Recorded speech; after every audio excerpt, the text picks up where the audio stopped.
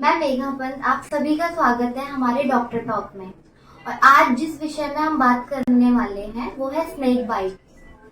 जैसा कि हम जानते हैं या हमने पढ़ा है इसके बारे में कि हर साल इंडिया में 60,000 से ज्यादा लोगों को स्नेक बाइट की प्रॉब्लम स्नेक बाइट होता है।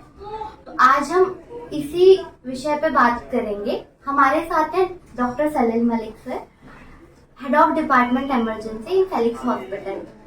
तो सर, जैसा आज हमारा टॉपिक है स्नेक बाइट, तो मैं आपसे पहले ये जानना चाहूंगी, जैसा हम पढ़ते हैं 60,000 केसेस और ये, तो इंडिया में कितने इंसिडेंसेस के होते हैं?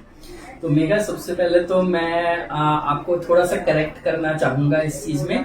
आपको आश्चर्य होएगा कि भी पूरे विश्व में लगभग 50 से 60 लाख केसेस रहते हैं और इसका 1/4 केसेस जो रहते हैं, लगभग 20 लाख केसेस स्नेक बाइट के हिंदुस्तान में ही होते हैं।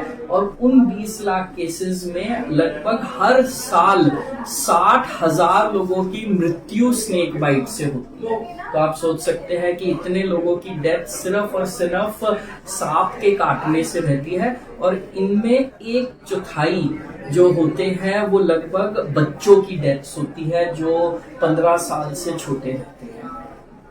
तो सर, जैसे भी आपने बताया कि बच्चों की इसमें डेथ ज्यादा होती है, तो इसका कोई कारण कि बच्चों का मतलब? हाँ, क्योंकि बच्चे, ये जो स्नेक बाइट्स होती है, काफी बार ऐसी जगह स्नेक्स रहते हैं जहाँ पे ओपन मैदान नहीं होता है, कुछ घास या कुछ ऐसे क्लोज कॉर्नर्स, छोटे छोटे केव्स या उनके जो गड्ढे बने होते हैं, तो बच्चे काफी बार खेलते समय उधर हाथ डाल देते हैं, घूमते रहते हैं या नंगे पैर घूमते रहते हैं, या काफी बार फार्म्स में वो फील्ड्स में घूमते रहते हैं, तो उन्हें आइडिया नहीं रहता है कि कैसे करना है।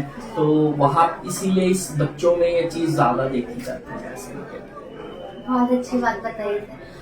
सर, क्या क्या कॉम्प्लिकेशन होते हैं जब स्नेक बाइट होता है? तो स्नेक बाइट जब भी होता है तो ऑब्वियसली जहाँ पे काटा है वहां पे दर्द और सूजन होने के तो काफी संभावना रहती है। वहीं पे ही जैसे जैसे इन्फ्लेमेशन और सूजन बढ़ती है तो जो अंग है वो इमोबाइल हो सकता है और साथ में उधर नीला पड़ सकता है। जो स्नेक बाइट होते हैं वो 2 तरीके की प्रेजेंटेशन के साथ आते हैं। या तो वो नर्व्स को, न्यूरोटॉक्सिन्स होते हैं उसमें, और वो नर्व्स को इफेक्ट करता है, ब्रेन को इफेक्ट करता है, और जैसे ही ब्रेन को इफेक्ट करता है तो पूरे शरीर में दिक्कत आ जाती है, मूवमेंट की दिक्कत आ जाती है, सुनपना हो जाता है, टिंगलिंग सेंसेशंस, सुइया चुभने लग जाती है, जिस तरीके से पेन बहुत तेज हो जाता है, और एक्सट्रीम केसेस में हमारी सांस की प्रक्रिया पे भी असर हो जाता है और इंसान फाइनली सांस खो देता है।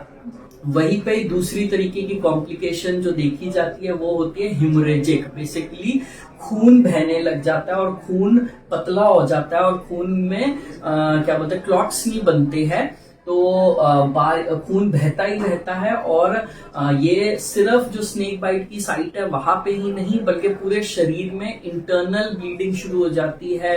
आपके एब्डोमेन के अंदर, स्किन के नीचे लाली आने लग जाती है कि वेसल्स फटने लग जाते हैं और खून बहने लग जाता है सबक्यूटेनियसली स्किन के नीचे।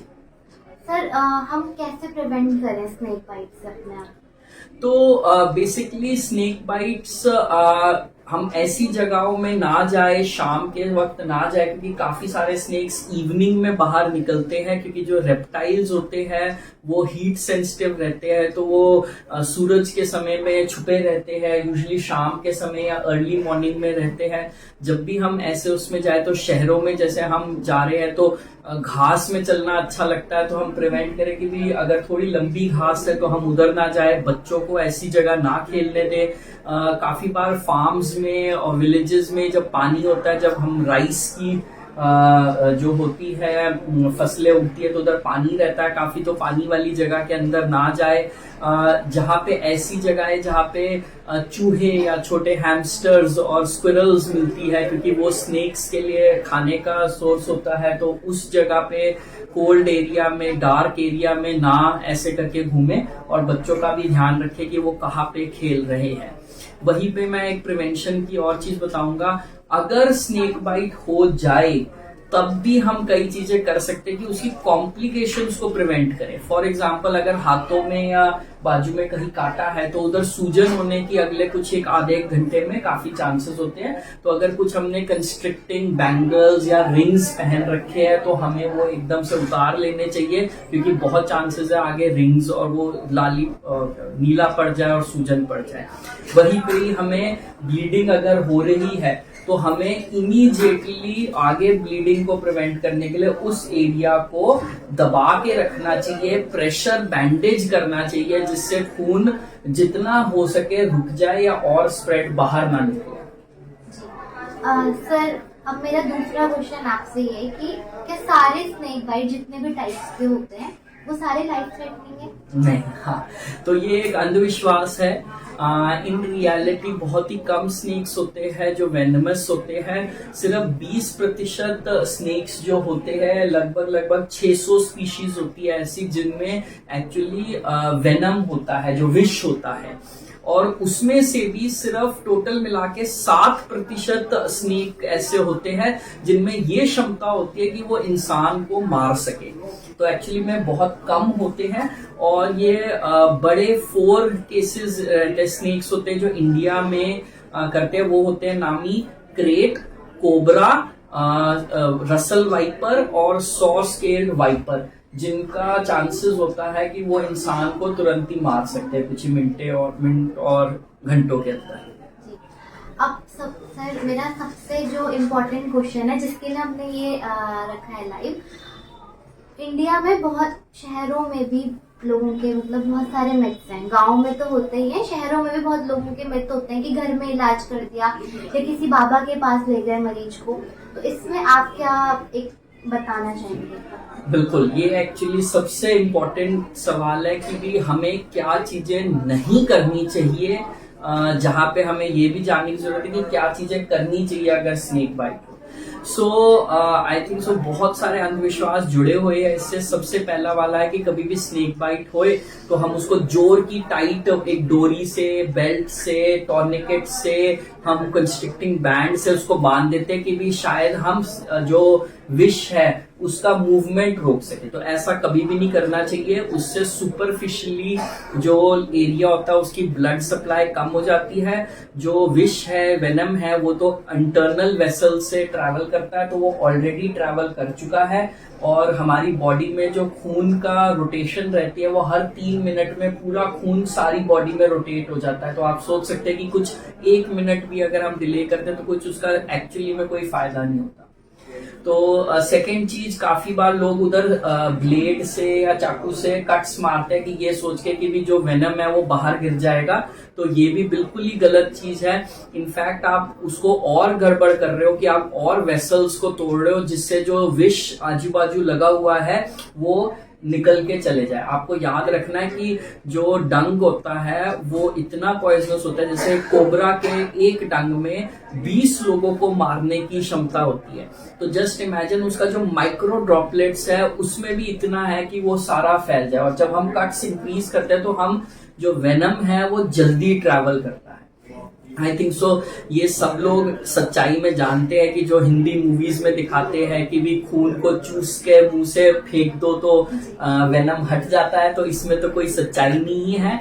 और जो इंसान है उसे तो दिक्कत होगी, बट किसी इंसान ने अपने लिप्स पे भी अगर वो चीज टच करी है और कोई ब्रेकेज नहीं हुई है स्किन की, तब भी लिप्स से, म्यूकोजा से भी वेनम अब्सॉर्ब किया जाता है। और वो इंसान अगर कोई ऐसा ट्राई करे तो उसके भी डेथ होने के चांसेस पूरे हैं।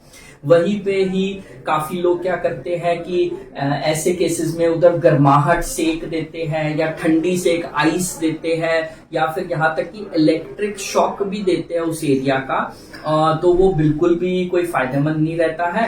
और गांव में अनफॉर्चुनेटली थोड़ी इग्नोरेंस रहती है इस चीज को लेकर, और वो झाड़ फूक के जगहें भी ढूंढते हैं जाने के लिए कि उतारने के लिए, माता उतारने के लिए, ऐसे बात चलती है। तो ये सच्चाई है और इसमें बिल्कुल भी गलत, ये चीज सारी गलत है और बिल्कुल भी ऐसा नहीं करना चाहिए। मिथ है, एक अंधविश्वास है।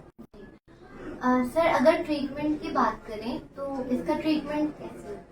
तो स्नेक बाइट में आप जो सबसे पहले फर्स्ट एड कर सकते हैं कि वो एरिया को जितना हो सके तो साबुन से क्लीन करें और जो भी कपड़े हैं उस तरफ के उनको निकाल दें, आप वो फेंक दें, है ना। दूसरा, स्नेक को कभी भी पकड़ने की कोशिश ना करें। अगर फोटो मिल सकती है तो तब ठीक है, बट फिर भी हम उसके लिए भी ट्रीटमेंट पूरा करते हैं।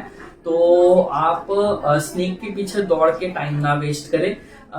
इमीडिएटली कोई अगर कंस्ट्रिक्टिंग बैंड्स है या कुछ ऐसी डोरी बांध रखी है, कोई कड़ा पहन रखा है, तो उस चीज को उसी समय हटा दे, जिससे बाद में वो हटाने में बहुत दिक्कत आती है। तीसरी चीज ये है कि हमें अगर कोई ब्लीडिंग हो रही है तो उसके ऊपर प्रेशर बैंडेज कर दे।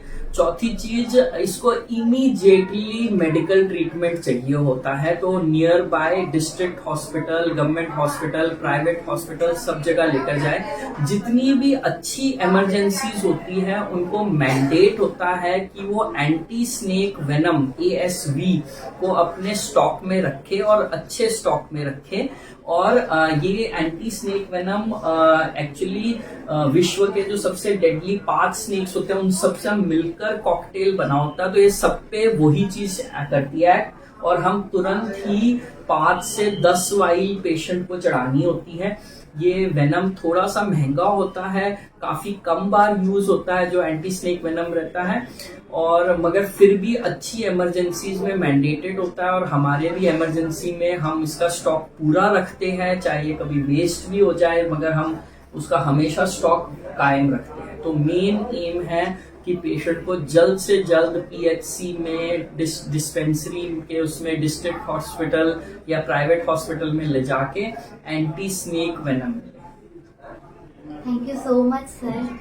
तो देखा आपने, सर ने हमें कितने अच्छे से और कितने इजीली हमें बताया स्नेक बाइट से हमें कैसे बचना चाहिए, और अगर हम हॉस्पिटल जाएं तो फर्स्ट एड ट्रीटमेंट इसका क्या है। अगर इस टॉपिक से रिलेटेड आपकी कोई भी और क्वेरीज होती हैं तो आप हमें कमेंट कीजिए, हम खुद आपको कॉल करके आपके क्वेश्चन का जवाब देंगे। Thank you so much.